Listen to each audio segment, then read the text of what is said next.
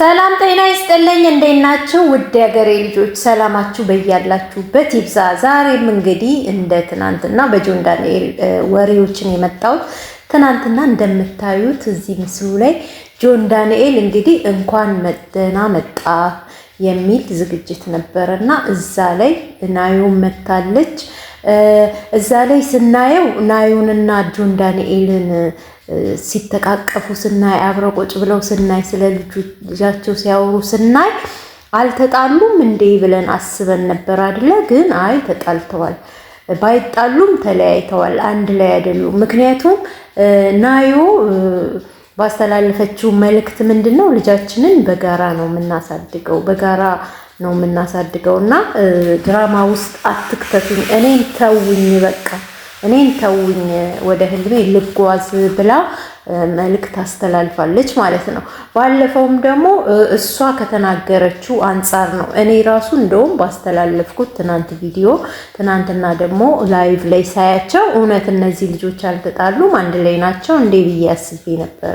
ግን ከዛ በፊትም ቢሆን ራሷ ባለችው ነገር ተነስቼ ነው እኔም ቪዲዮ ልሰራ የቻልኩት ማለት ነው። ተለያይተዋል ብዬ ላስብ የቻልኩት ብዙዎችም እያወሩ ስለነበር ሲያወሩ ደግሞ ካወሩት ሰምቼ እሷ ደግሞ ከአፏ ምላሽ ስትሰጥ አይ ይሄ ነገር ትክክል ነው ብዬ አስቤ ነበር እና ትናንትና በሰራሁት ቪዲዮ እንደተለያዩ ተናግሬ ነበር። ትናንት ደግሞ እንዳያችሁት እንግዲህ እዚህ ምስሉ ላይ እንደምታዩት እንኳን ደህና መጣ ፕሮግራሙ ላይ እሷም መታ አብረው ደግሞ በጣም ነው የሚያምሩት አይደለ? በጣም ነው የሚያምሩት እና አንድ ላይ ቢሆኑ ደስታችን ነው። ግን ደግሞ ሌሎችም ከዛችኛዋ ጋር ያለውን ነገር እስካልተወ ድረስ ተመልሰሽ ከሱ ጋር እንዳትሆኝ የሚሉ ሴቶችም አሉ ማለት ነው።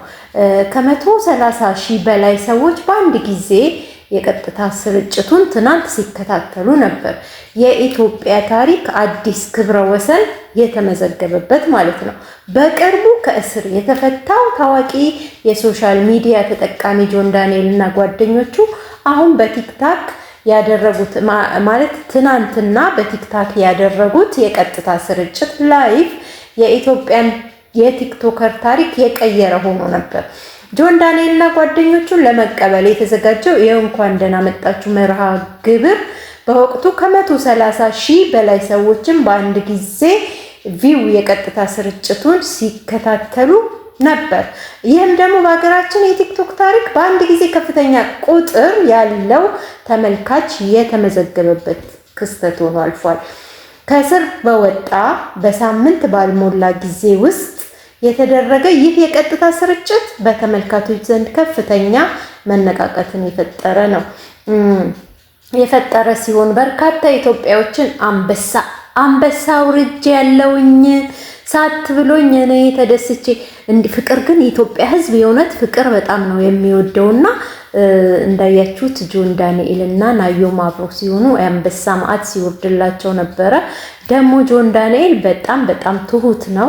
ምክንያቱም ጥፋቴን ጥፋተኛ ነኝ፣ አጥፍቻለሁ፣ ማድረግ ያልነበረብኝ ከጥፋቴ ታርሜያለሁ፣ በመልካም ነገር ለመምጣት ከወዲሁ ዝግጅቴን ጨርሻለሁ ብሎ ትናንትና በትህትና ይቅርታ ጠይቆ ከዛ በኋላ ማታ ፕሮግራም እንዳለው ተናገረ። በማታ ፕሮግራም ላይ እንግዲህ የወረደው የአንበሳ ማዕት እኛ የት እነሱ የት እንግዲህ ፖለቲካ እየተናገሩ ዛጋ የሆነ ያልሆነ እያሉ ቁረጥ ፍለጥ እያሉ 200-300 ሰው ቁጭ አድርገው ገንዘብ ሲያዋጡ የነበሩ በአንድ ሰዓት ውስጥ በዚሁ በተመሳሳይ ሰዓት ደግሞ የጆን ዳንኤል 130,000 ሰው እየተከታተለው የአንበሳ ማዕት ሲንጋጋ እንደው የማሰሪያ ቦታው ይኖረው ይሆን እንዴ? ካሌለው እኛ ጋር እንቸገርለታለንና ወደኛ ቢሰጠን ጥሩ ነበረ።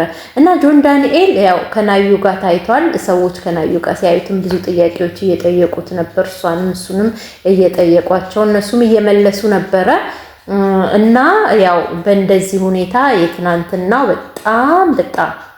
በጣም መልካም ነገር በቃ በመልካም ነገር ነው የጀመረው። ሲጀምር በ3 ሰዓት ላይ ፕሮግራም እንዳለው ህዝቡንም ደግሞ ይቅርታ ጠይቆ ነው የጀመረው። እውነትም ደግሞ በመልካም ነገር የተጀመረ ነገር መጨረሻው ራሱ መልካም እንደሆነ ያስታውቃል። በጣም በሚገርም ሁኔታ ነው ያለቀው። እንግዲህ 130,000 ህዝብ በታየበት ከልጁ እናት ጋር ያው እንግዲህ አሁን ከልጁ እናት ጋር የሚባለው ምክንያቱም አብረው ስላልሆኑ ተለያይተው ልጃቸውን በጋራ ስለሚያሳድጉ ተለያይተዋል። ግን ልጃቸውን በጋራ እያሳደጉ ያሉ እናቶች ደግሞ ስሙ ማን ነው ብሎ ሲጠይቃት ሰምታችኋል። ላይቭ ላይ ስሙ ማን ነው ብሎ ሲጠይቃት ገና አልወጣለትም አብረን እናወጣለታለን እያሉ ነበር። እንግዲህ እኛም እናወጣለታለን፣ ግማሹ አዶናይ ግማሹ ገብሩ በሉ እያሉ ነበረ። እና ብሳቅ ነው የሞትኩት የዛ ሰዓት። አቤት ኮመንታተሮች እናንተ ባትኖሩ ኖሮ ግን እኛ እንደው እንዴት እንሆን ነበር። እና ደግሞ ሌላ ነገር ዳዊት ድሪባ የሚባለው የጆን ዳንኤል አጎት ማለት ነው። ባለፈው ሲታሰር ዳዊት ድሪባ ኤልያስ ድሪባ በሚል ስም ነው የተመዘገበውና ስሙን እንጂ መልኩን የማይቀይር ሰው ተብሏል። ምክንያቱም በ90ዎቹ ታስሮ የነበረ 17 ዓመት በእስር የጨረሰ የጆን ዳንኤል አጎት ዳዊት ድሪባ 17 ዓመት የታሰረ እንኳን አይደለም የሚመስለው አሁን ራሱ የ27 ዓመት ወጣት ነው። እሱ ግን የ45 ዓመት ጎልማሳ ነው። መልኩን እንጂ ስሙን እንጂ መልኩን የማይቀይር ዳዊት ድሪባ እንግዲህ ለ17 ዓመት የሞት ፍርድ ተፈርዶበት ከእንደገና ደግሞ ከ7 ጥይት ተርፌ ዛሬ ላይ ያለሁኝ ስለኔም መጽሐፍ ጽፌ ያለው ዳዊት ድሪባ ነው። እንግዲህ ዳዊት ድሪባ የጆን ዳንኤል አጎት ነው። እንግዲህ ለናየውም መልካሙን ነገር እንመኝልሻለን። ወደፊት በጥሩ ነገር እንደምናይሽ ላንቺ የማያሰብሽው ህልምሽ ተሳክቶ ልጅሽ አድጎ የሌሎች ልጆች ቆንጆ እንዳንቺ ልጆች እናት ሆነሽ እንደምናይሽ ተስፋለን። እንግዲህ የዛሬው እንትኔ ይሄንን ይመስላል። ከዚህ ስቀጥል ደግሞ ከጆን ዳንኤል እና ከናዮ ባለፈ የዳዊት ድሪባ ማለት የጆን ዳንኤል አጎት ነው። ስለሱ ነው የማወራው ከዚህ በኋላ እንግዲህ ናዮን ያሰብሽው ተሳክቶልሽ እንደምናይሽ ተስፋና ዳንቺ ጎበዝ ነሽ፣ ጠንካራ ሴት ነሽ። የእውነት በጣም ነው ደግሞ እኮ የምታምሪው አይደል? እና ስለ ዳዊት ድሪባ ደግሞ ሳወራ ዳዊት ድሪባ በ7 ጥይት መተውኝ አለ። በ7 ጥይት መተውኝ ሞቷል ብለውኝ በጥቁር ፌስታል ከተውኝ ወደ ሚኒሊክ ሬሳ ክፍል ሲያስገቡኝ ፌስታሉ ሲከፈት በህይወት አለው ብሏል። 17 ዓመትን በእስር ያሳልፈው ዳዊት ድሪባ እንኳን 17 ዓመት በእስር ላይ ያሳልፍ ቀርቶ አሁን ራሱ የሚመስለው የ27 ዓመት ወጣት ነው። ዳዊት ድሪባ የጆን ዳንኤል አጎት ነው። በባለፈው እነ ጆን ዳንኤል በታሰሩበት አጋጣሚ ዳዊት ድሪባ በዛ ሰዓት ያለ ጥፋቱ ነው። ግን ኤልያስ ድሪባ የሚባል ነው የተያዘው። ዳዊት ድሪባ 17 ዓመት በእስር 6 አይነት ፍርድ ነው የተፈረደበት። የሞት ፍርድ፣ እድሜ ልክ፣ ሌላ ደግሞ ምንድነው 25 ዓመት በጣም በእንደዚህ እና የእንትን ሁሉ የእስር ቤት ንጉስ የከረዩና የተክለ ሃይማኖት የመርካቶ አለቃ ነው ዳዊት ድሪባ ማለት። ዳዊት ድሪባ በሚባለው ስሙ ነበር የሚታወቀው። ከነ ጆን ዳንኤል ጋር ሲያዝ ግን ኤልያስ ነው የሚለው። ከዛ ሰዎች ፎቶውን እያወጡ ይሄማ ኤልያስ አይደለም ሲሉ፣ ግማሾቹ ደግሞ ኤልያስ ዳዊት ድሪባ ይሄ ኤልያስ አይደለም ዳዊት ድሪባ ነው ሲሉ፣ ግማሾቹ ዳዊት ድሪባ እኮ የሞት ፍርድ ተፈርዶበት እስር ቤት ያለ ነው ሲሉ ሲከራከሩ ነበር። የሚገርማችሁ ግን ዳዊት ድሪባም ኤልያስ ድሪባም አንድ ሰው መሆናቸው ነው።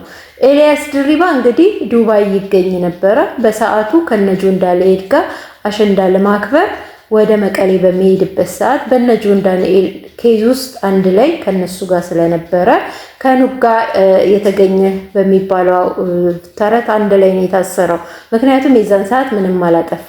ግን ከዛ በፊት ብዙ አይነት ጥፋቶች፣ ብዙ አይነት ወንጀሎች በጣም የከረዩ ፈርጥ ይሉታል፣ አንቀጥቅጥ ይሉታል። ከሰረቁ እንደ ዳዊት ድሪባ ነው። ደግሞ ዳዊት ድሪባ በተከሰሰበት ወንጀል ራሱ ጠበቃ ሆኖ ለራሱ የሚከራከር ነው። ከምን የሚባልም ተረት ነበረ በወቅቱ። ከማይረባ ጠበቃ ይሻላል ዳዊት ድሪባ ይባል ነበር። ከማይረባ ጠበቃ። ከዛ ደግሞ መስረቅስ ከሰረቁስ እንደ ዳዊት ድሪባ የተባለለት ነው። እንግዲህ ዳዊት ድሪባ ያ ሁሉ አሁን አልፎ ዛሬ ግን ነገሮች ተስተካክለው ዛሬ በእግዚአብሔር ታምር በህይወት አለውኝ።